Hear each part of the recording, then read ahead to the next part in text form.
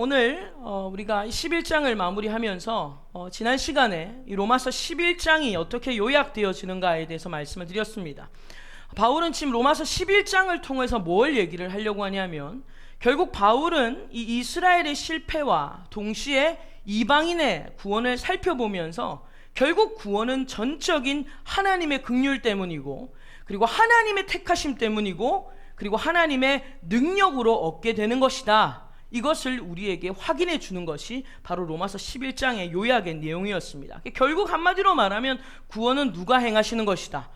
하나님이 행하시는 것이지 우리의 노력이나 우리의 조건이 아니다라는 것을 로마서 11장에서 우리에게 요약하여 설명을 하고 있는 겁니다. 그러니 여러분, 이방인이 구원을 얻기 전에 먼저는 누가 택함을 받았습니까? 유대인들이 먼저 택함을 받았는데, 유대인들이 먼저 택함을 받은 것도 하나님께서 그들의 가능성을 타진해보고 이들은 택할 만한 백성이구나 라고 해서 주님이 그들을 선택하신 것이 아니라, 하나님이 유대인을 선택하신 것도 하나님의 긍휼하심이요 하나님의 택하심이요 하나님의 능력이다 라는 것을 우리에게 말씀을 하는 거죠. 그런데 여러분, 이 유대인들이 구원의 실패가 어디서 일어납니까? 하나님의 은혜와 긍휼과 자비를 붙잡지 않고 자기들의 의와 노력과 전통을 붙잡습니다. 그런 말미암아 그들이 구원의 실패를 하게 됩니다. 그래서 유대인들, 하나님이 먼저 택하셨던 유대인들이 실패를 하니까 우리가 볼 때는 하나님의 계획이 뭐했구나, 실패했구나, 주님의 계획이 이제는 끝났구나 라고 우리는 착각할지 모르겠지만, 그런데 놀라운 것은 이스라엘은 실패했는데 그 구원이 누구에게로 넘어가요? 이방인에게로 넘어간다라는 거죠. 그래서 이 구원이 이방인에게로 넘어가면서 여러분, 하나님의 구원의 역사가 계속 진행되어지는 것을 보게 됩니다. 그래서 제가 지금 11장을 설명하면서 계속 강조했던 게 뭡니까? 이방인들이 구원을 얻은 것은 유대인들이 실패를 했기 때문에 이방인들이 구원을 얻은 것이 아니라, 이것은 하나님이 처음부터 계획하신 일이라는 거예요. 모든 것이 하나님의 계획 속에 있었던 것이고, 그래서 결국 11장이 우리에게 요약해서 말해주는 것은요, 하나님의 계획은요, 아무리 어떤 방해의 공작이 있다 하여도 하나님의 계획은 절대 실패하지 않는다, 이것을 이방인의 구원을 통해서 증명을 하는 것입니다. 그게 로마서 11장의 전체 요약이라고 할 수 있겠다라는 거죠. 제가 예를 좀 들어보면, 여러분, 하나님의 계획은 어떤 방해 공작이 있어도, 어떤 족구가 상황 속에서도 하나님의 계획은 절대 실패하지 않습니다. 여러분, 이것을 우리가 확인할 수 있는 것을 제가 예를 두 가지를 들어드릴 텐데, 먼저는 여러분, 유대인들이 가장 존경하는 왕이 누군지 아십니까? 다윗입니다. 유대인들이 가장 존경하는 왕이 바로 다윗인데, 그런데 여러분, 다윗이 이처럼 온 이스라엘로부터 칭송을 받는 이 왕으로 세워질 수 있게 된 것은요, 이것이야말로 하나님의 은혜라는 거예요. 전적인 하나님의 은혜였다라는 것입니다. 왜 그런가 하면, 여러분, 다윗이 온 이스라엘을 이제 통일하여서, 그리고 40년간 그가 이스라엘을 통치하고 다스릴 수 있는 그에게 타고난 조건이 있었는가 하면 그렇지 않다라는 거예요. 다윗에게는 이스라엘을 통치하고 다스릴 만한 조건, 좋은 조건이 그에게는 전혀 없었다라는 겁니다. 여러분, 우리가 잘 알다시피 이 다윗의 아버지 이새는요, 이 다윗을 막내라고 불렀는데, 이 막내라는 호칭, 다윗이 막내라고 표현되어 있는데, 이 막내라는 호칭은 히브리 단어가 하카톤이라는 단어입니다. 이 하카톤이라는 단어는 어떤 의미가 있냐면, 하찮고 그다지 중요하지 않는 사람이다라는 뉘앙스가 그 단어 안에 들어있어요. 하카톤이라는 단어 속에 별로 그다지 중요하지 않는 사람이다라는 그런 의미예요. 그러니까 중요한 자리에는 나서면 안 되는, 그러니까 가족 안에서도 의미가 크게 없는 사람이다라는 거예요. 보통 집에 7명, 8명 있으면 보통 한 5째, 6째 되면 부모님 이름도 기억이 안 나잖아요. 그러니까 저희 집도 뭐 8명, 9명이 아니지만 3명이다 보니까 저희 부모님도 저를 부르기 위해서 3명을 다 불러야 돼요.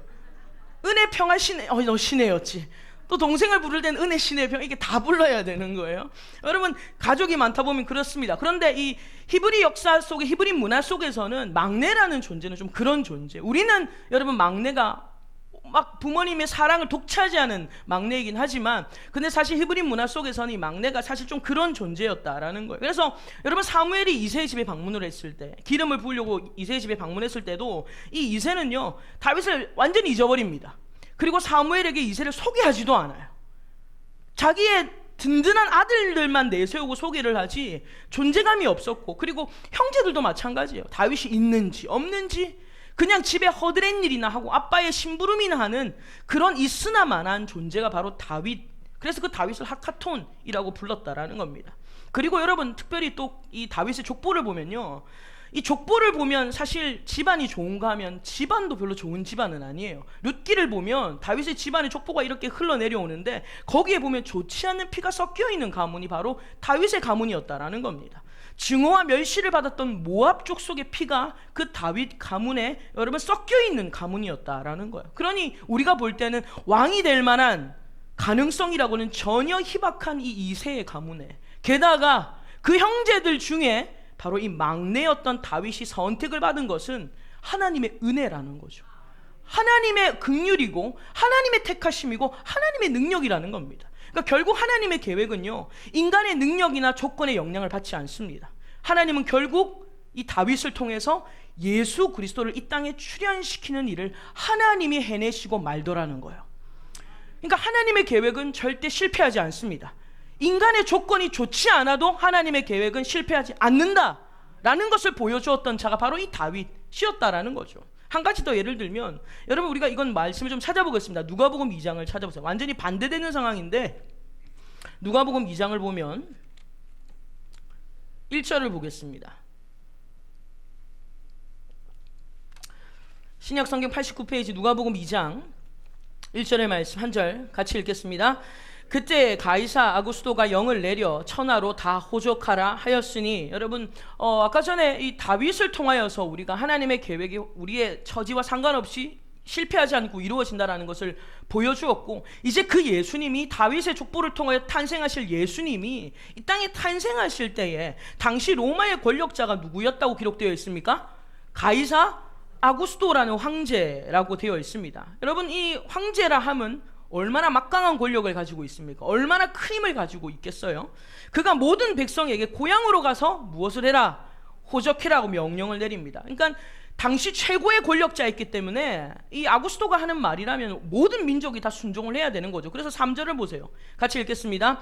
모든 사람이 호적하러 각각 고향으로 돌아가며, 여러분 이 가이사 아구스토가 가지고 있는 권력의 힘을 아시겠어요?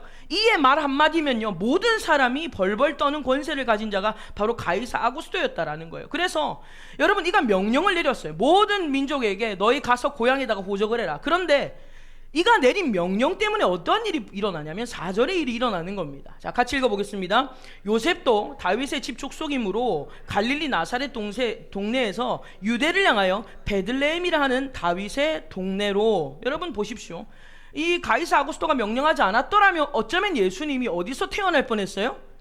나사렛 동네에서 태어날 뻔했는데, 그런데 이 가이사 아구스토가 다 호적해라 그러니까 이 요셉이 주섬주섬 짐을 싸가지고 마리아를 데리고 어디로 가는 거예요?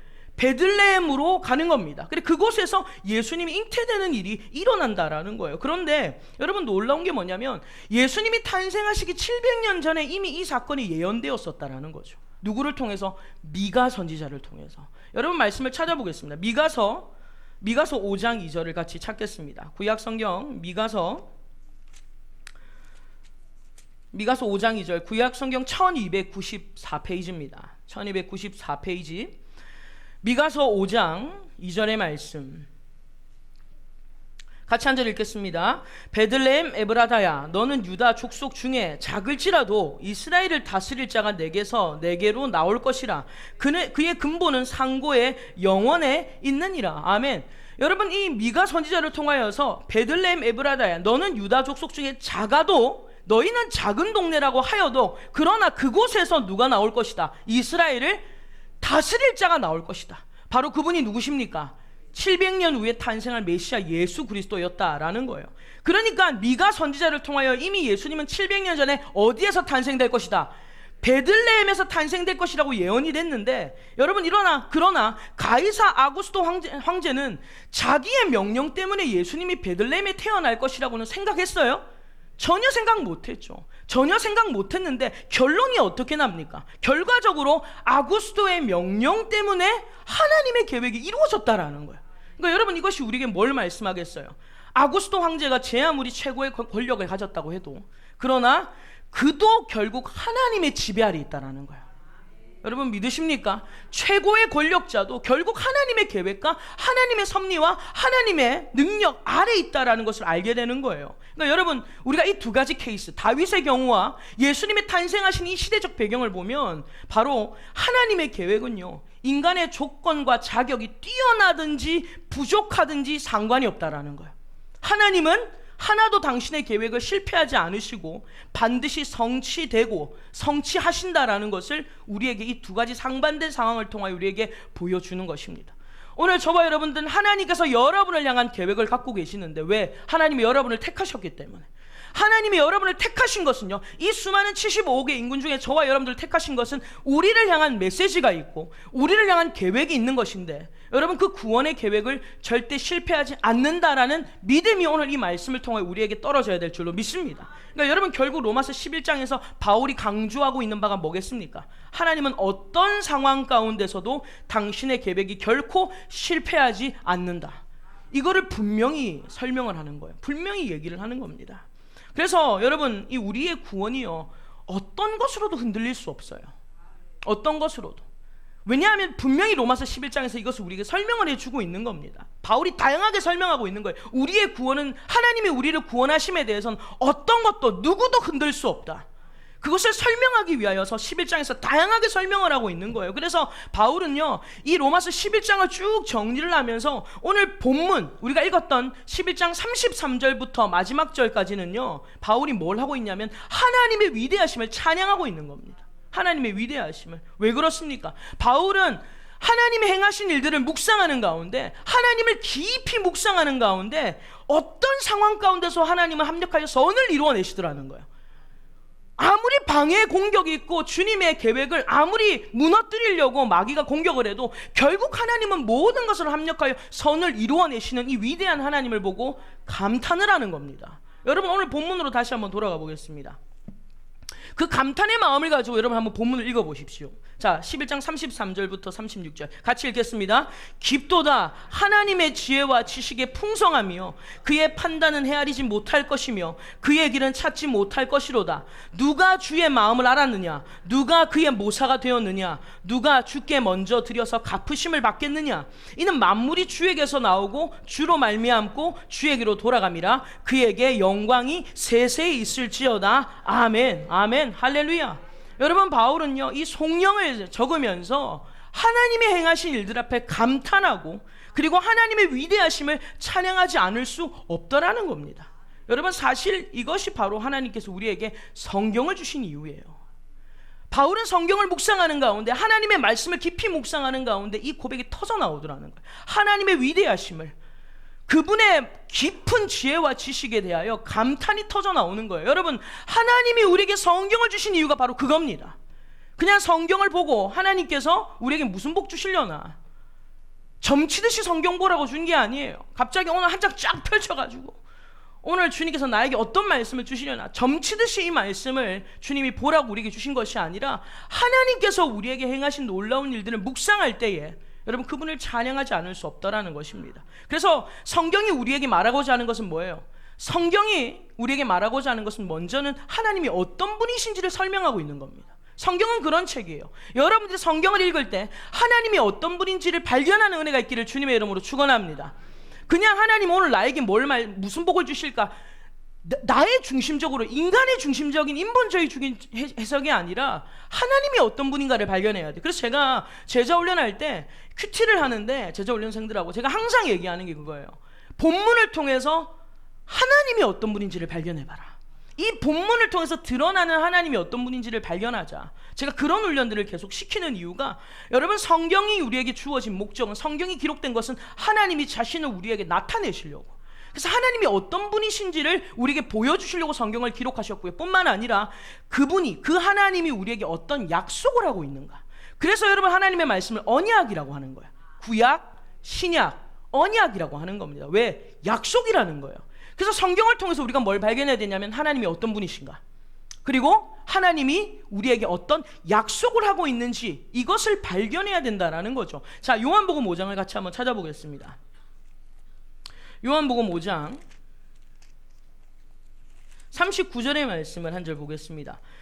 요한복음 5장 39절, 152페이지 신약 성경 요한복음 5장 39절 같이 읽겠습니다. 너희가 성경에서 영생을 얻는 줄 생각하고 성경을 연구하거니와 이 성경이 곧 내게 대하여 증언하는 것이니라. 아멘. 우리가 성경을 읽을 때 우리는 성경에서 뭘 얻으려고? 영생을 얻으려고 성경을 보는데 어떻게 하면 영생을 얻을 수 있을까? 어떻게 하면 영생을 얻을 수 있을까? 그러니까 유대인들이 뭐라고 말해요? 예수님께 와서 내가 어떻게 하여야 영생을 얻을 수 있습니까? 자꾸 우리 행위로 가는 거예요.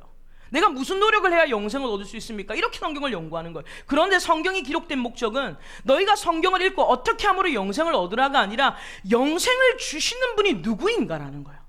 너희에게 영생을 주는 분이 누구인가? 그리고 그분이 왜 우리에게 영생을 주기를 원하는지에 대해서 기록하고 있는 게 성경이 기록된 가장 근본적인 이유라는 거예요.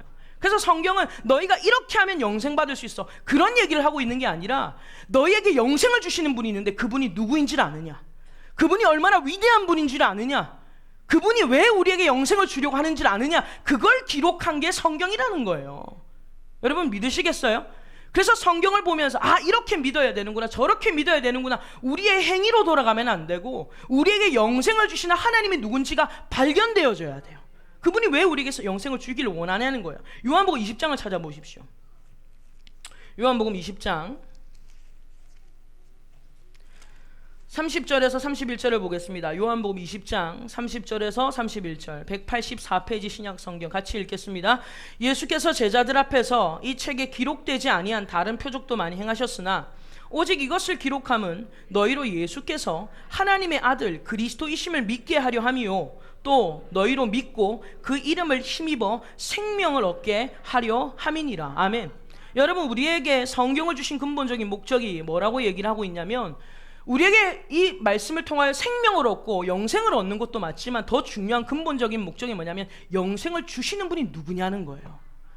영생을 주시는 분이 바로 예수 그리스도라는 거예요. 하나님께서 예수님을 이 땅에 보내셨고 그 예수님을 통해서 우리가 생명을 얻는다, 그 예수님을 믿음으로 생명을 얻는다, 이것을 설명하고 있는 것입니다. 왜냐하면 여러분 영생을 주시는 분이 누군지를 알아야 오늘 저와 여러분들에게 오는 영생의 가치와 이 영생의 의미를 바로 깨닫게 되는 거예요. 오늘 저와 여러분들 예수님을 믿음으로 우리가 영생을 얻게 되는 줄 믿습니다. 그런데 이 영생을 주는 분이 누군지를 모르니까 영생을 마치 10원짜리처럼 여기는 거예요. 있어도 그만, 없어도 그만. 구원을 그렇게 여기는 겁니다. 아주 하찮게 여기는 거예요. 그런데 구원을 얻는 것보다 더 중요한 게 구원을 주시는 하나님이 누군지를 알면 여러분 이 구원이 우리에게 얼마나 귀한 것인가, 이 구원이 우리에게 얼마나 귀한 것인가를 깨닫게 된다라는 거죠. 그 은혜가 우리에게 와야 된다라는 것입니다. 한 가지 예를 들면 여러분 예수님께서 공생의 사역을 시작하실 때 가장 첫 번째 하셨던 역사, 가장 첫 번째 하셨던 행하신 일이 무엇입니까? 주님이 공생의 사역을 시작하시면서 가장 첫 번째 하셨던 기적이 뭐예요? 가나 혼인잔치에서 물을 포도주로 바꾼 사건입니다. 여러분 왜 예수님께서 공생의 첫 사역을 하실 때 여러분 무슨 일이든지 시작이 중요하거든요.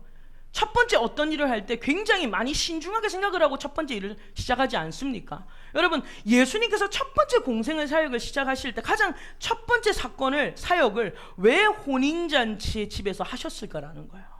왜 혼인잔치 집에서 하셨을까? 다른 일들도 하실 것이 훨씬 더 많을 텐데 그 많은 일들 가운데 제쳐놓고 왜 가나 혼인잔치에서 물을 포도주로 바꾸는 사건을 가장 첫 번째 사역으로 시작하셨을까라는 것을 우리는 생각해야 된다라는 것입니다. 여러분 예수님께서 이런 기적, 물을 포도주로 바꾼 기적을 행하신 것은요 단순히 주님이 내가 이런 기적도 행할 수 있다, 자 봐라 내가 물을 포도주로 바꿀 수 있는 사람이야, 사람들이 그런 쇼맨십을 하려고 한 게 아니었다라는 거예요.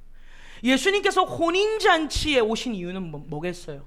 예수님이 이 땅에 오신 이유가 결국 우리에게 영원한 혼인잔치의 기쁨을 주시려고 오셨다는 거예요.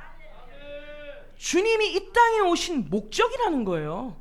내가 결국 너희를 구원해서 내가 너희와 함께 영원한 혼인잔치의 기쁨을 주려고 내가 왔다, 주님이 그것을 얘기를 하는 겁니다. 자 여러분 이사야 25장을 같이 한번 찾아보겠습니다. 이사야 25장. 자 선지자 이사야를 통하여 예언되어진 말씀을 보십시오. 995페이지입니다. 구약 성경 이사야 25장 6절에서 8절의 말씀. 이사야 25장 6절에서 8절 995페이지 같이 읽겠습니다. 만군의 여호와께서 이 산에서 만민을 위하여 기름진 것과 오래 저장하였던 포도주로 연회를 베푸시리니 곧 골수가 가득한 기름진 것과 오래 저장하였던 맑은 포도주로 하실 것이며 또 이 산에서 모든 민족의 얼굴을 가린 가리개와 열방 위에 덮인 덮개를 제하시며 사망을 영원히 멸하실 것이라. 주 여호와께서 모든 얼굴에서 눈물을 씻기시며 자기 백성의 수치를 온 천하에서 제하시리라. 여호와께서 이같이 말씀하셨느니라. 아멘. 할렐루야. 주님이 오시면 이런 일들이 일어나게 될 것이다. 주님이 오셨을 때 이런 역사가 일어날 것이다. 이사야를 통하여 우리에게 이미 예언되어진 말씀입니다. 그래서 여러분, 예수님께서 여러분 이 가나 혼인잔치에, 여러분 지금 가나 혼인잔치에 뭐가 떨어졌어요? 포도주가 떨어졌어요. 여러분, 잔치집에 포도주가 떨어졌다는 것은 이때는요 굉장히 치명적인 일이에요. 그리고 굉장한 수치입니다. 여러분, 보통 우리가 다른 사람 결혼식 가면 사실 우리는 뭐 먹으러 가요? 뷔페 드시러 가잖아요. 신랑 신부가 입장을 하든지 말든지 나는 티켓만 있으면 돼. 그리고 신랑이 들어갔는지 신부가 들어갔는지도 기억도 안 나고 그 결혼식에는 밥이 맛있더라. 우리는 이걸로 누군가의 결혼식을 참 판단할 때가 많이 있는데, 여러분, 우리가 이 식당에서 만약에 막 식권이 모자라지고 음식이 부족하면 여러분 간 사람들에게 기쁨이 있어요, 없어요? 없죠. 막 기분이 나쁜 거예요. 왜 예식을 이렇게밖에 준비 못하냐, 막 그렇게 얘기를 하는 겁니다. 그런데 갔는데 음식도 풍성하고 또 음식도 되게 맛있어요. 그러면 우리는 예식과 상관없이 그 결혼식 좋았다. 여러분, 그게 참 우리더라고요. 근데 그때나 이때나 똑같은 것 같아요. 포도주가 떨어져 버리니까 잔치에서 포도주가 떨어졌다는 것은 굉장히 수치거든요. 신랑 신부에게 그 집안에 굉장히 수치였어요. 왜냐하면 유대인들도 마찬가지, 굉장히 체면 문화이기 때문에 이렇게 무언가 음식이 떨어졌고 특히 포도주가 떨어졌다는 건 굉장히 수치스러운 일이고 난감한 일이라는 거예요. 그러니까 결국 예수님이 그곳에 오셔서 뭘 하십니까? 포도주가 떨어져서 난처하고 곤란한 가운데 있는 자들을 구원해 주셨잖아요. 이것이 우리에게 뭘 말하겠습니까? 예수님이 이 땅에 오신 이유는요, 스스로 구원할 길이 없는 우리, 스스로 구원할 길이 없는 곤란한 가운데 있는 저와 여러분들의 얼굴에서 눈물을 씻어주시겠다는 거예요. 오늘 우리가 읽었던 이사야 25장이 얘기를 하고 있는 거잖아요. 여러분, 8절을 보십시오. 사망을 영원히 멸하실 것이라. 주 여호와께서 모든 얼굴에서 뭐 해주실 것이다? 눈물을 씻어주시고, 뿐만 아니라 자기 백성의 무엇을? 수치를 온 천하에서 제거해 주시겠다는 거예요. 여러분, 이것이 주님이 우리에게 하신 약속이다라는 거예요. 그래서 이 스스로 구원할 길이 없는 곤란하고 굉장히 난처한 가운데 있는 저와 여러분들의 얼굴에서 눈물을 씻어주시고 수치를 제하여 주시고 영원한 기쁨을 주시겠다, 주님과 잔치하는 영원한 기쁨을 주시겠다는 것을 약속하면서 8절에 뭐라고 끝납니까? 여호와께서 이같이 말씀하셨느니라. 여러분, 여호와께서 이같이 말씀하셨느니라 라고 이렇게 얘기를 하는 건요, 결국 하나님은요 내가 너희에게 한 약속에 대해서 도장을 찍으시는 거예요. 이거 여호와의 말씀이야, 이거 여호와의 말씀이야 라고 선지자들이 얘기하는 것은요, 이건 하나님이 우리에 대한 약속에 대한 도장을 찍는 거예요. 이거 확실한 것이다 라고 주님께서 도장을 찍으시는 내용입니다. 그래서 예수님께서 행하신 공생의 사역에서 첫 사역은요 단순한 기적이 아니었어요. 그래서 요한이 이 예수님의 가나 혼인잔치 사건을 뭐라고 얘기하냐면, 여러분 요한복음 2장을 한번 찾아보세요. 요한복음 2장 11절의 말씀을 한 절 보겠습니다. 요한복음 2장 11절입니다. 요한복음 2장 11절, 자 144페이지 신약성에 같이 읽겠습니다. 예수께서 이 첫 표적을 갈릴리 가나에서 행하여 그의 영광을 나타내심에 제자들이 그를 믿으니라. 아멘. 기적이다, 이적이다 하지 않고 주님, 이 요한은요 예수님이 첫 번째 행하신 일들을 뭐라고 표현하면 첫 표적이다라고 얘기를 하고 있어요. 그러니까 이 사건이 뭘 말한다는 거예요? 예수님이 이 땅에서 오신 이유와 앞으로 우리를 향하여 하실 일에 대한 첫 표적이라는 건 사인이라는 거예요. 그냥 단순한 이적이 아니라 앞으로 주님이 이 일을 행하실 것이라는 표적, 사인이라는 거예요. 그게 예수님이 이 땅에 오신 바로 목적이다 라는 것을 우리에게 설명해 주고 있는 것입니다. 그래서 저와 여러분들, 우리는 성경을 통해서 뭘 발견해야 되냐면 하나님이 누구이신가, 하나님이 누구이시고 또 그분이 우리에게 어떤 약속을 하고 있는지 초점을 맞춰서 성경을 봐야 돼요. 그 초점을 맞춰야 우리의 해석이 잘못된 해석에서부터 벗어날 수 있는 겁니다. 그래서 성경을 읽을 때 분명히 기억하셔야 돼요. 다른 거 기억 못해도 이거 하나 기억하셔야 돼요. 하나님의 말씀을 읽을 때 본문을 통해서 하나님이 누구인지를 발견하도록 주님 앞에 지혜를 구해야 되고, 그 하나님이 우리에게 어떻게 약속하셨는가를 발견해야 돼요.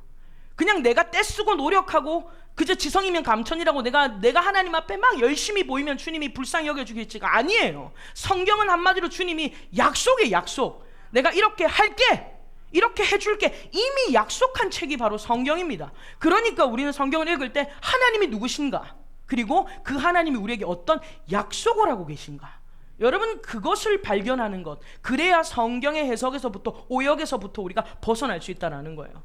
여러분 분명히 하나님이 어떤 약속을 하셨어요? 예수 그리스도를 믿고 그로 말미암아 생명을 얻는다. 아까 요한복음 20장에 말했잖아요. 그런데 여러분, 세상은 우리랑 똑같이 성경을 봐도요, 어떤 사람들은요 이걸 잘못 해석해서 이단이 되는 경우가 있더라고요. 주님은 분명히 누구를 통해서만, 예수 그리스도를 믿어야만 생명이 온다 그랬는데, 똑같은 성경을 봐도 자기 마음대로 해석하니까 결국 어떤 해석이 나오냐면 내가 예수다 이렇게 되는 거예요. 이해가 되십니까? 예수 그리스도를 통해서만 생명을 얻는다고 했는데 자기들 마음대로 해석을 하는 거죠. 그리고 또 어떤 사람들은요, 똑같은 성경을 봐도 예수님을 대적하는 자가 되더라는 거예요. 똑같은 성경을 봐도 어떤 사람을 믿고요, 어떤 사람은 이단이 되고요, 똑같은 성경을 봐도 어떤 사람은 예수님이 없다, 신이 없다, 그렇게 말하는 사람들이 있다라는 거예요. 리처드 도킨슨이라는 영국의 유명한 무신론자 교수가 있습니다. 한번 들어보셨는지 모르겠어요. 리처드 도킨스라는 사람인데요, 그가 쓴 만들어진 신이라는 책이 있어요. The God Delusion이라는 책인데요, 제가 이 책을 무신론자의 책이기 때문에 이 책을 굉장히 좀 여러 가지 시각을 가지고 보려고 이 책을 읽었었는데, 이 책은 대놓고 뭘 얘기하냐면 신의 존재를 의심하라는 거예요. 인간에게 너희 신의 존재를 의심해봐라.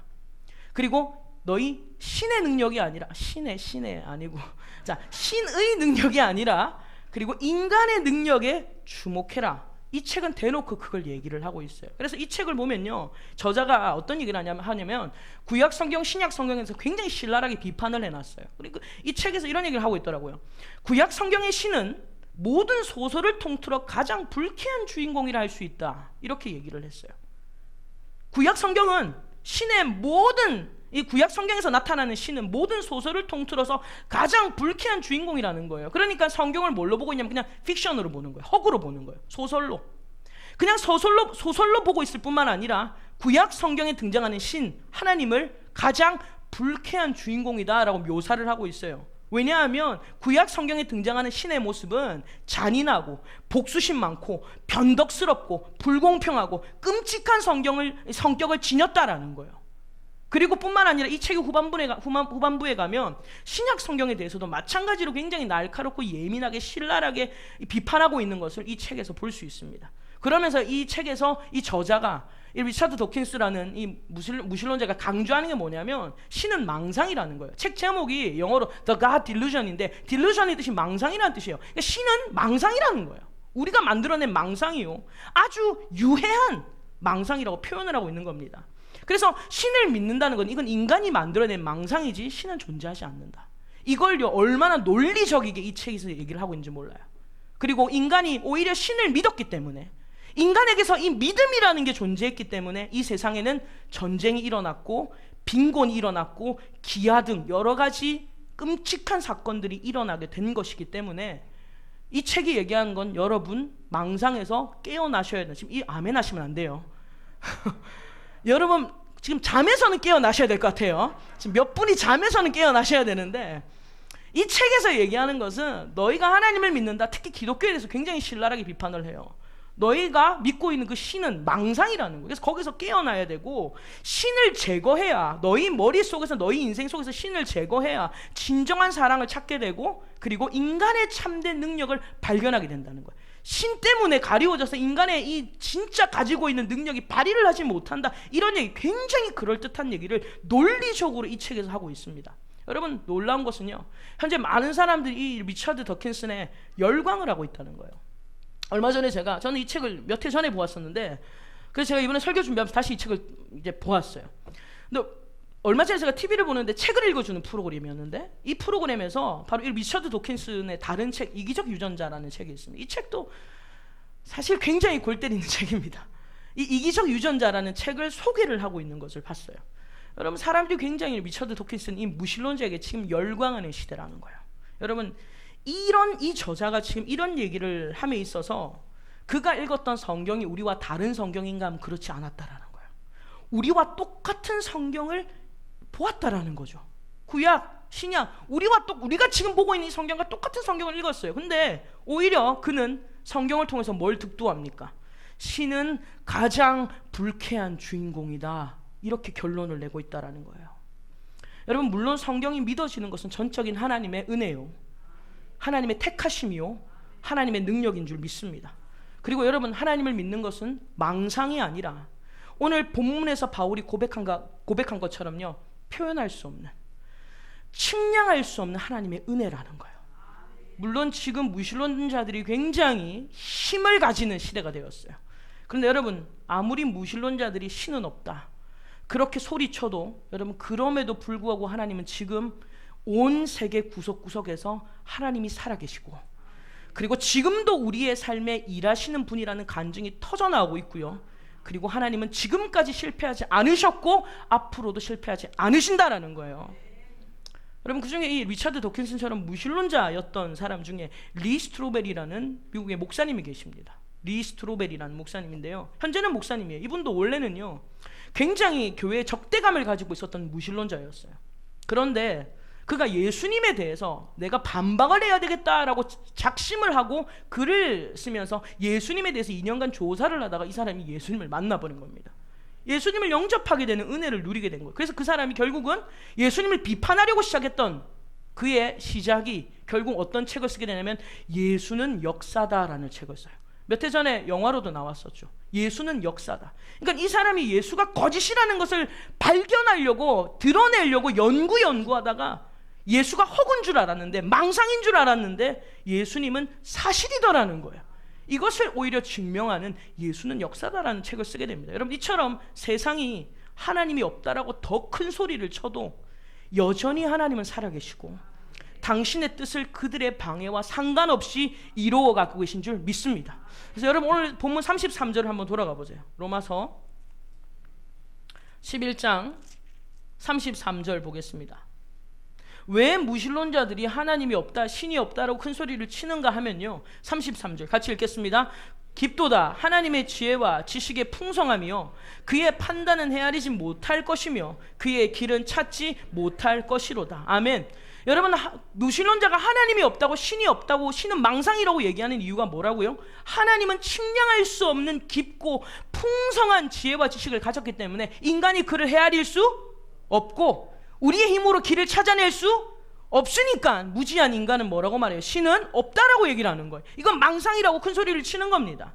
그들은 자신들이 가진 최대 논리로 신이 없다라는 것을 증명해요. 아까 그 만들어낸 신이라는 책은요 굉장히 두꺼운 책입니다. 그러니까 모든 인간의 최대한 논리를 다 동원해서 신이 없다라는 것을 증명해내려고 하면서 종교에 대해서, 종교는 논리가 아니야, 그냥 지네들끼리 믿습니다 감정이고, 지네들끼리 그냥 암호 주술을 하는 것이지 이건 논리가 아니야 라면서 그들은요 이 종교를 향하여, 특히 기독교를 향하여 굉장히 핍박을 하는 것을 이 책을 통하여 우리가 볼 수 있다라는 것이죠. 종교는 논리가 아니야, 그건 가설이고 환각일 뿐이라는 거예요. 그런데 여러분, 성경을 잘 보면요, 성경에 나타나는 하나님은 얼렁뚱땅 넘어가시는 분이 아니에요. 저희 어머니가 저한테 맨날 그랬어요. 너는 어렸을 때 얼렁뚱땅 잘 넘어갔다는 거예요. 저 그렇거든요. 제가 되게 얼렁뚱땅 잘 넘어가요. 그래서 저희 어머니가 저 뭐 잘못했다고 해도 저는 막 얼렁뚱땅 잘못했어요 라고 가는 거예요. 근데 여러분, 하나님은 얼렁뚱땅 아니십니다. 하나님은 우리에게 얼렁뚱땅 넘어가시는 분이 아니에요. 성경은 환각이거나 아니면 성경은 주술이 아니라, 여러분, 성경이 얼마나 하나님께서 우리에게 조목조목 자신을 설명하는지 몰라요. 오늘 우리가 이걸 좀 살펴볼게요. 자, 신명기 4장 찾아보세요. 신명기 4장 32절에서 34절을 보겠습니다. 신명기 4장 32절에서 34절, 267페이지 267페이지 구약성경 신명기 4장 32절에서 34절 같이 읽어보겠습니다. 내가 있기 전 하나님이 사람을 세상에 창조하신 날부터 지금까지 지나간 날을 상고하여 보라. 하늘 이 끝에서 저 끝까지 이런 큰일이 있었느냐? 이런 일을 들은 적이 있었느냐? 어떤 국민이 불 가운데서 말씀하시는 하나님의 음성을 너처럼 듣고 생존하였느냐? 어떤 신이 와서 시험과 이적과 기사와 전쟁과 강한 손과 편팔과 크게 두려운 일로 한 민족을 다른 민족에게서 인도하여 낸 일이 있느냐? 이는 다 너희의 하나님 여호와께서 애굽에서 너희를 위하여 너희의 목전에서 행하신 일이라. 아멘. 여러분, 이 말씀을 보면요, 하나님께서 이스라엘 향하여서 조목조목 자신을 설명하고 있습니다. 그리고 그들로 하여금 하나님의 말씀에 충분히 납득될 수 있도록 주님이 시간을 주시는 것을 우리가 이 말씀을 통해서 보게 돼요. 여러분, 하나님께서 이스라엘을 향해서 다른 신을 섬기지 말고 누구만 섬겨라, 하나님을 섬기라고 결국 얘기를 하는 거거든요. 그런데 주님은 그 얘기를 하기 전에 먼저 뭘 말씀하냐면 너희가 왜 하나님을 섬겨야 되는지를 설명을 하는 겁니다. 무조건 섬겨. 너 나 무조건 섬겨야 돼. 주님은 우리에게 이렇게 강요하시거나 협박하는 분이 아니에요. 주님은 너희가 하나님을 섬겨야 돼. 다른 신이 아니라 하나님만 섬겨야 되는데 이유가 뭔지 내가 보여줄게. 이유가 뭔지 내가 알려줄게. 주님이 이렇게 우리에게 충분히 설명하고 계신 분이라는 거예요. 오늘 저와 여러분들 우리가 이 자리에 있는 것도요, 하나님이 여러분에게 보여주셨고 주님이 조목조목 우리에게 설명해 주셨고 기회를 주고 계시기 때문에 우리가 그나마 여기 앉아서 예배를 드리고 있는 거예요. 여러분들이 강요받아서 예수 안 믿으면 막 죽을 것 같은 여러분 그러한 협박 때문에 이 자리에 있는 것이 아니라 오늘 하나님의 열심 때문에 우리가 이 자리에 있는 줄 믿습니다. 하나님은 그런 분이 아니다라는 것이죠. 그래서 하나님께서 이스라엘 향해서 너희에게 출애굽을 내가 경험하게 했지 않느냐. 재앙을 지나가게 하시고 그 재앙 가운데서도 지켜주시고 여러 가지 상황들을 지나가게 하셨잖아요. 그 과정을 통해서 내가 너희들에게 이 출애굽이라는 것을 경험하게 한 것은 이유가 바로 이거라는 거예요. 35절 같이 읽어보겠습니다. 이것을 내게 나타내심은 여호와는 하나님이시요 그 외에는 다른 신이 없음을 내게 알게 하려 하심이니라. 아멘. 주님이 결국은 하나님만이 유일한 하나님이시고 그 하나님만이 우리가 항복하기에 충분한 분이라는 걸 보여주려고 주님이 출애굽을 시켜주신 거예요. 그리고 그 과정을 보여주신 겁니다. 그러니까 여러분, 하나님은 무조건 자신을 섬겨라 이렇게 강요하지 않으시고 우리에게 왜 하나님만을 섬겨야 되는지 충분한 이유와 근거를 오랜 시간 보여주시고 나타내주시는 분이라는 거예요. 여러분, 교회는 그런 곳이 돼야 됩니다. 교회는 사람들에게 강요하고 사람들에게 예수 안 믿으면 이렇게 협박하는 곳이 아니라 사람들에게 하나님이 어떤 분인지를 보여주는 장소가 돼야 되고 하나님을 왜 믿어야 되는지를 보여주는 장소가 돼야 되고 서로에게 충분한 기회와 시간을 주는 곳이 교회가 돼야 되는 거예요. 이렇게 안 하면 여러분 벌 받아요. 이렇게 안 하면 여러분들 지옥 갑니다. 겁주고 여러분 사람들에게 협박하는 곳이 교회가 되어선 안 된다라는 거예요. 그러니까 여러분 이렇게 생각하셔야 돼요. 하나님께서 출애굽을 시키려고 이스라엘을 이 애굽에 열재앙을 내리잖아요. 근데 그 열재앙을 내린 것은 우리는 어떻게 해석하냐면 이 열재앙 때문에 애굽이 겁을 먹었다, 바로가 겁을 먹었다. 아니에요. 하나님이 열재앙을 보여주시는 것은 이스라엘을 항복시키려고 보여주는 거예요. 내가 너희를 이렇게라도 끄집어내는 이유는 너희 하나님만 섬겨라. 이 모든 사건의 핵심이 되시고 이 모든 사건을 주관하시는 하나님만 섬겨라.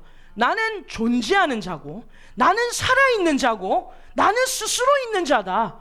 하늘이나 하늘 위에나 땅 위에나 하늘 아래에 나밖에 없다. 주님이 그걸 보여주시는 게 바로 이 출애굽의 과정이었다라는 거예요. 그 열지향 속에서도 내가 너희들을 지키지 않느냐. 주님이 그거를 보여주시는 거예요.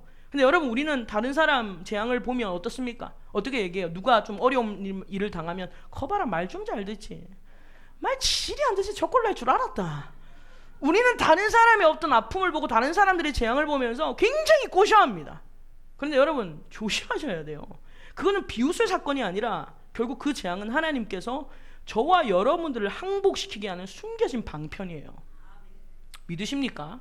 그것을 우리는 발견해야 된다라는 거예요. 여러분, 지금 전 세계가 이 중국에서 시작된 신종 코로나 바이러스 때문에 굉장히 공포와 두려움이 ip사했어. 아까 얘기 들어보니까 서울에 있는 어떤 교회는 그 확진자 한 명이 이제 거기에 있어가지고 같이 뭐 교회에서 예배를 드리고 점심을 먹어가지고 그 교회가 지금 문을 닫은 상황이다라고 그런 얘기를 또 들었는데 굉장히 두려움 가운데 있죠. 아까 제가 목이 좀 약간 말라가지고 기침을 했더니 누가 저한테 목사님 지금 그러시면 안 됩니다.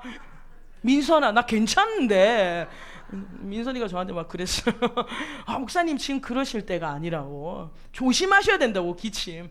여러분 지금 굉장히 우리가 두려워하고 공포에 휩싸여 있습니다. 지금 아까 전에 뉴스를 잠깐 보니까 중국 벌써 15,000명이 넘었더라고. 감염 환자가 15,000명이 넘고 하루에 수십 명씩 사망자가 발생하는 이때에 여러분 물론 이제는 이 바이러스가 중국만의 문제가 아닌 게 되어버렸잖아요. 전 세계로 지금 확장되어진 문제가 되었는데 우리는 지금 이 재앙을 바라보면서 세상을 탓할 것이 아니라, 여러분 어떤 중국 어떤 나라를 탓할 것이 아니라, 그래 너희 그러더니 좋은 꼴 났다, 누군가를 바라보며 탓할 것이 아니라 결국 하나님께서 믿는 우리에게 메시지를 던진다는 것을 깨달아야 돼요. 이걸 발견해야 됩니다. 그래서 여러분 36절 보세요. 36절 주님이 이렇게 얘기하시는 거예요. 같이 읽겠습니다. 여호와께서 너를 교훈하시려고 하늘에서부터 그의 음성을 내게 듣게 하시며 땅에서는 그의 큰 불을 내게 보이시고 내가 불 가운데서 나오는 그의 말씀을 듣게 하셨느니라. 아멘. 누구를 교훈하시려고? 이스라엘 너희를 교훈하려고 한 거야, 이 말이에요. 바로에게 겁주려고, 애굽에게 겁주려고 하는 게 아니라 내가 너희를 교훈하려고 한 거야 라고 주님이 우리에게 말씀을 하고 있는 것입니다. 여러분 결국 하나님은 이 이스라엘로 하여금 애굽에서 나오게 하시는 목적이 뭐예요? 37절에서 40절이에요. 같이 37절부터 40절 같이 읽겠습니다. 여호와께서 내 조상들을 사랑하신 고로 그 후손인 너를 택하시고 그 큰 권능으로 친히 인도하여 애굽에서 나오게 하시며 너보다 강대한 여러 민족을 내 앞에서 쫓아내고 너를 그들의 땅으로 인도하여 들여서 그것을 내게 기업으로 주려 하심이 오늘과 같으니라. 그런즉 너는 오늘 위로 하늘에나 아래로 땅에 오직 여호와는 하나님이시요 다른 신이 없는 줄을 알아 명심하고 오늘 내가 내게 명령하는 여호와의 규례와 명령을 지키라. 너와 내 후손이 복을 받아 내 하나님 여호와께서 내게 주시는 땅에서 한없이 오래 살리라. 아멘. 주님이 결국 이스라엘을 출애굽시키는 사건을 보여준 이유가 뭐냐요? 상천하지에 오직 하나님만 섬기고 그가 명령하는 규례와 명령을 지키면 하나님의 복을 받는다. 이걸 주님이 깨닫게 하시려고 주님께서 그들의 삶 가운데 재앙을 주시기도 하셨고 어려움을 주시기도 하신 거예요. 오늘 저와 여러분 우리의 삶에 여러 가지 크고 작은 재앙들, 여러 가지 아픔들, 고난들이 있다 할지라도요, 하나님은 그걸 통하여 저와 여러분들을 멸망시키려고 하는 것이 아니라 하나님은 합력하여 선을 이루어내시는데, 그 선을 이루어내심이 뭐냐면 결국 너 하나님의 백성이기 때문에 하나님의 백성답게 살아야 된다. 이걸 주님께서 우리에게 말씀하시는 거예요. 그래서 때로는 고난이 우리에게 장치가 되기도 하고 아픔과 어려움이, 상처가 우리에게 장치가 되기도 한다라는 것입니다. 여러분 그러나 하나님은 어떤 분이라고 했어요? 우리에게 일방적이거나 강압적으로 다가오시지 않고 충분히 설득하시고 기회와 시간을 주시는 인격적인 하나님이라는 것을 발견해야 돼요. 성경을 모르면 하나님이 그냥 그렇게 보이는 거예요. 아까 전에 리처드 도킨슨처럼 굉장히 불공평하고 잔인하고 무책임하고, 어떻게 이런 신이 있을 수 있느냐, 이거 정말 말 같지도 않은 소리다. 신약 성경에 갔더니 또한 예수라는 자는 우리에게 말하기를 가족들 다 버려라, 인권을 차별하고 그 다음에 가난하게 만들고 막 이렇게 굉장히 비판을 해요. 모르니까 그런 거죠. 하나님의 그 지혜와 지식의 풍성함을 이해하지 못하기 때문입니다. 근데 여러분 하나님은 우리에게 그런 분이 아니라는 거예요. 강요하시고 강압하셔서 우리를 지옥에 떨어뜨리려고 벌벌 떨게 하는 분이 아니라 그분은 우리를 인격적으로 대하시는 분이시라는 거예요. 그래서 여러분 사람을 바꾸는 힘은요, 일방적인 요구나 명령이나 복종이나 강요가 아니라 인격적인 교제를 통해서 일어나게 되는 겁니다. 보통 집에서 그렇잖아요. 남편분들이 아내분들을 굉장히 바꾸려고 합니다. 그리고 아내들도 남편을 바꾸려고 합니다. 그리고 부모들은 자녀를 바꾸려고 하고 또 자녀는 부모를 바꾸려고 합니다. 네, 여러분 우리가 아무리 사람을 바꾸려고 우리는 어떻게 합니까? 내 중심에 두고 일방적으로 얘기하는 거예요. 내가 볼 땐 당신 이렇게 될 것 같다. 우리는 일방적으로 요구를 해요. 일방적으로 명령을 합니다. 근데 일방적인 명령과 복종을 강요할 때는요, 그 관계는 시간이 지나면 결국 부러져 버려요. 관계가 끊어져 버리는 겁니다. 상대를 움직이게 하려면요, 내가 움직여야 돼요. 상대를 움직이는 힘은 내가 움직이는 것에 있습니다. 나는 가만히 있고 상대에게 너 이렇게 해, 너 저렇게 해, 아무리 강요해도 오히려 상대는요, 반항심만 더 커져요. 그리고 그 관계는요, 시간이 갈수록 견디지 못한 채 부러진 막대기가 되고 마는 것입니다. 여러분, 하나님은 우리의 항복을 받아내기 위해 당신이 움직이셨어요. 명령하시고 두려워하시고 공포를 주시는 분이 아니라 그분은 우리에게 항복을 받아내시려고 당신이 움직이셨다라는 거예요. 당신의 백성을 애굽에서 건져내기 위해서 주님이 하신 일을 보세요. 34절, 신명기 4장 34절 다시 읽어보겠습니다. 같이 읽겠습니다. 어떤 신이 와서 시험과 이적과 기사와 전쟁과 강한 손과 편팔과 크게 두려운 일로 한 민족을 다른 민족에게 인도하여 낸 일이 있느냐? 이는 다 너희의 하나님 여호와께서 애굽에서 너희를 위하여 너희의 목전에서 행하신 일이라. 아멘. 여러분, 주님께서 이스라엘의 항복을 받아내시려고 시험과 이적과 기사와 전쟁과 강한 손과 편팔과 크게 두려운 일로 이 한 민족을 다른 민족에서 인도해 내셨다라는 거예요. 하나님은 이스라엘을 항복시키시려고 당신이 얼마나 직접 움직이셨고 열심을 내셨는지 몰라요. 뿐만 아니라 하나님은 지금 저와 여러분들의 마음을 돌이키시려고, 우리의 마음을 돌이키시려고 주님이 직접 움직이십니다. 그리고 그 주님은 당신이 움직이심으로 바로 예수님을 이 낮고 낮은 땅에 보내주셨다라는 거예요. 여러분, 누군가의 마음을 움직이려면 내가 움직여야 되는데 내가 내려가야 돼요. 내가 다른 사람의 마음을 움직일 수 있는 것은요, 강요하거나 협박하거나 공포를 조장해서 될 것이 아니라, 그건 일시적으로는 될지 몰라요. 그런데 시간이 지나면 그 관계는 부러져 버려요. 그런데 내가 먼저 물러서고 내가 먼저 내려가고 내가 먼저 그 사람의 눈높이에 맞춰줄 때에 여러분, 그 사람의 마음을 움직이게 되고 그 사람의 마음을, 상대의 마음을 우리가 살 수 있는 은혜가 임하게 된다라는 것입니다. 상대를 강제로 꺾어보려 하면 할수록요, 상대는 더 빳빳해집니다. 여러분 경험하셨죠? 모르겠으면 오늘 집에 가서 한번 싸워보세요. 여러분들이 남편을, 아내를, 자식을 내가 한번 바꿔보겠다, 온 힘을 다해서 한번 해보세요. 얼마나 뻣뻣해지는지 보실 겁니다. 결국 두 동강남 막대기처럼 부러지는 거예요. 관계가 깨어지는 거예요. 그런데 하나님은요, 우리에게 충분히 설명하시고 충분히 기회를 주시고, 그래서 결국 우리의 항복을 받아내기 위하여 그분은 먼저 내려오셨다라는 것을 기억해야 됩니다. 오늘 말씀을 정리하면서 여러분, 우리는 성경을 통해서 하나님이 얼마나 인격적이시고 우리가 항복하지 않을 수 없는 위대한 분이라는 것을 발견해야 됩니다. 성경을 읽을 때 이렇게 읽으셔야 돼요. 아브라함을 보면서, 아니 대체 아브라함이 얼마나 믿음이 좋길래 저렇게 아들을 한 방에 바치나? 우리는 이렇게 해석하면서 굉장히 자격지심 같잖아요. 아브라함은 되나 보다, 나는 안 된다. 또 어떤 사람은 하나님 너무 잔인하시다, 얼마나 잔인하시길래 하나밖에 없는 아들을 바치라고 하는가 하면서 이 무신론자의 편에 서는 사람도 있다는 거야. 여러분, 하나님은 우리가 어떻게 이 성경을, 아브라함을 어떻게 해석해야 되냐면, 하나님이 얼마나 위대하시기에 아브라함이 한마디의 거절도 없이 아들을 드릴 수 있었을까? 하나님이 얼마나 위대하시기에 다윗과 같이, 요셉과 같이, 야곱과 같이, 예수님의 12제자와 같이 아무것도 아닌 하카톤과 같은 보잘것없는 인생들을 통해 감히 하나님의 나라를 세워갈 수 있을까? 여러분, 하나님의 위대하심이 발견되기를 주님의 이름으로 축원합니다.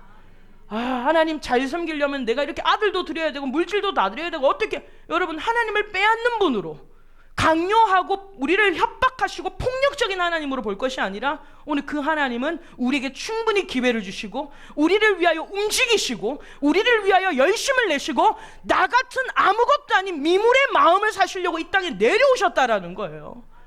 오늘 그 하나님을 깊이 묵상할 때 바울처럼 찬송이 터지는 거예요. 하나님의 높고 위대하심, 오늘 그 하나님의 측량할 수 없는 지혜와 풍성한 하나님의 지식 앞에 감사와 감격이 터져나오게 되고 결국 그 하나님 앞에 항복하게 되는 줄 믿습니다. 여러분, 하나님은 결코 실수하거나 실패하지 않으십니다. 결국 저와 여러분들의 모든 인생을 합력하여 결국은 선을 도출해 내실 거예요. 여러분, 이 믿음이 저와 여러분들에게 더욱더 견실해지기를 주님의 이름으로 축원합니다. 우리 주님께, 우리 위대하신 하나님께 우리 큰 영광과 존귀와 찬양의 박수를 드리겠습니다. 할렐루야.